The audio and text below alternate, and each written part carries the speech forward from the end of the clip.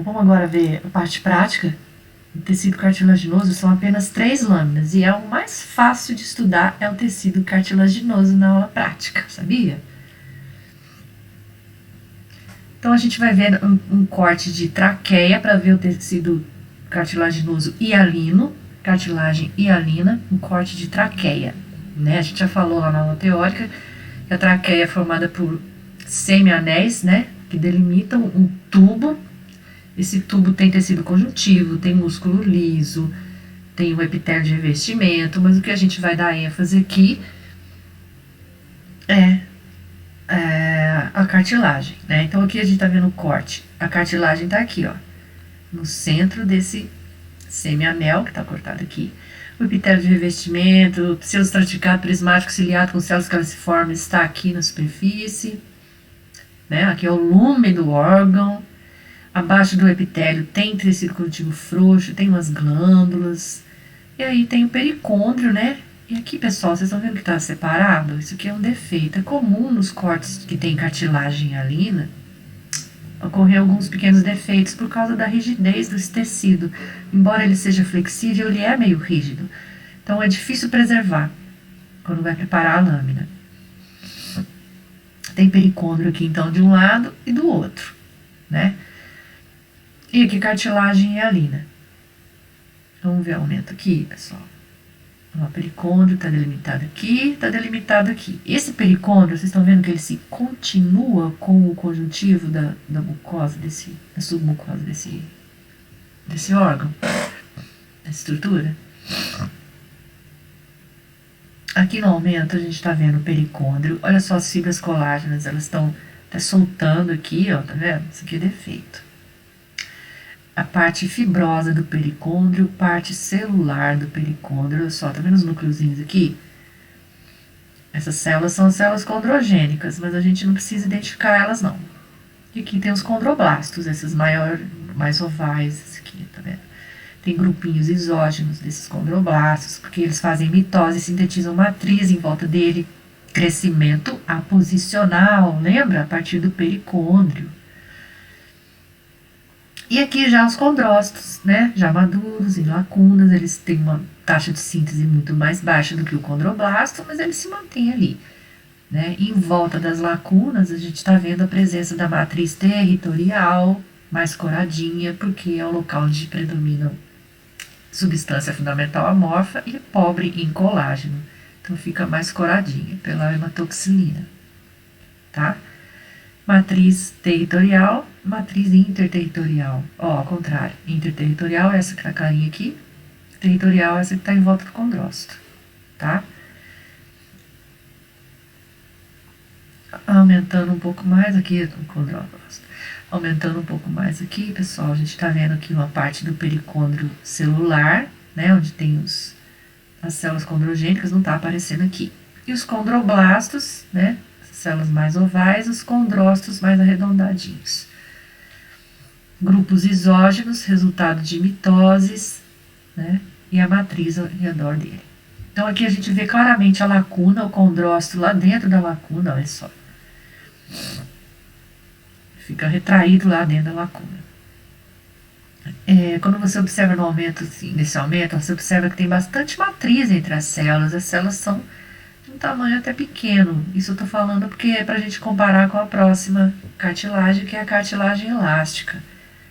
Então, quando a gente observa a cartilagem elástica, que uma técnica específica para evidenciar fibras elásticas, o corte de epiglote, que é uma peça alongada, né? A epiglote, ela tem epitélio de revestimento aqui na superfície, abaixo tem tecido conjuntivo, e aqui está o pericôndrio, né? Meio que misturado com o conjuntivo que está aqui. Não tem um limite certo entre um e outro. A cartilagem está aqui desse lado e aqui do outro lado também tem. E no meio tem os adipócitos, olha. Vamos então ver a característica dessa cartilagem. Esse tecido adiposo é o unilocular, né? Vocês têm que ser capazes de identificar isso aqui. Olha lá o pericôndrio. E agora aumentando, estou vendo aqui o pericôndrio, tem as fibras colágenas estão em rosa. E a região celular dele, ó, tem uns núcleos de célula aqui. E abaixo já tem os condroblastos, depois os condrócitos. E aqui a matriz, pessoal, as fibras elásticas estão muito coradas, né? E como elas estão bem concentradas aqui na matriz mais profundamente, fica tudo preto. Na periferia você ainda vê algumas isoladas, ó, que elas estão em menor número, mas aqui no centro da matriz está completamente preto. Então tem fibrilas de colágeno tipo 2, mas predominam as fibras elásticas. E observe como que esses condrócitos são maiores do que na cartilagem hialina que a gente viu no slide anterior. Concorda? Aqui a gente está vendo então o condroblasto, condroblastos, e aqui já os condrócitos, né? Maiores, dentro das lacunas, né? Formando grupos isógenos, aqui outro grupo isógeno. E a matriz está bem corada por causa da grande quantidade de fibras elásticas. Ah, mas e se não tivesse feito essa coloração aí, para evidenciar fibras elásticas? Como é que eu ia saber que isso aí é cartilagem elástica? Primeiro você ia identificar o órgão, por isso que é bom às vezes saber que órgão que é, né?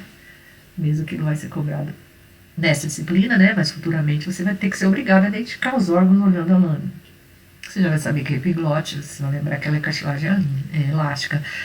Você vai observar o tamanho dos condrócitos, a pouca quantidade de matriz, porque eles são grandes, tem menos matriz, e você ia ver um fundo mais de um tom mais puxando para o rosa avermelhado, sabe? Quando tem muita fibra elástica, a matriz fica em vez dela ficar mais arroxeada como da cartilagem hialina,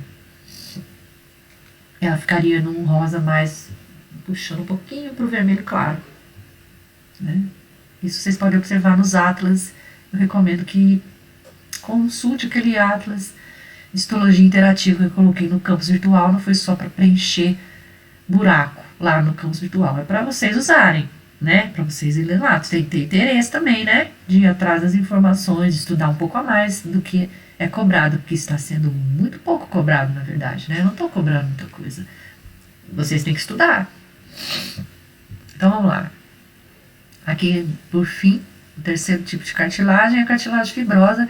Foi feita uma coloração de tricrômico de Gomori, que evidencia as fibras colágenas, ficam com essa cor azul. E aqui, só para comparação, né, fizemos aqui duas lâminas, uma de cartilagem fibrosa e o conjuntivo denso, tá? Para vocês verem que eles são muito parecidos mesmo. E o que vai diferenciar um do outro? As células, porque às vezes o conjuntivo denso está com as fibras paralelas, que não é o caso aqui. Aqui foi feito um corte transversal das fibras, tá vendo? Aqui já fez um corte longitudinal, aqui está transversal. Mas se tivesse as fibras paralelas, você podia achar que isso aqui era cartilagem fibrosa. Aí você ia olhar de perto, olha só, olha essa célula, pessoal, que célula é essa aqui? Hein? Qual que é a célula alongada, núcleo alongado, que a gente vê lá no tecido conjuntivo? É o fibrócito, gente. E cadê a lacuna? Não é condrócito nunca. Não tem lacuna. Ah, mas olha isso aqui que diferente. Lacuna com a célula lá dentro. Cavidadezinha. São condrócitos. E tem grupos isógenos, olha aqui. Então isso aqui é cartilagem fibrosa. Olha só essas fibras que grossas que elas são. Muito fácil de ver. Cartilagem do tipo 1 forma essas fibras. Aqui também tem essas fibras. Por isso que você tem que identificar de acordo com as células. Olhando as células, tá certo? Se essa lâmina fosse corada com HE, como que isso ia estar, pessoal? Essas fibras todas iam estar bem coradas em rosa.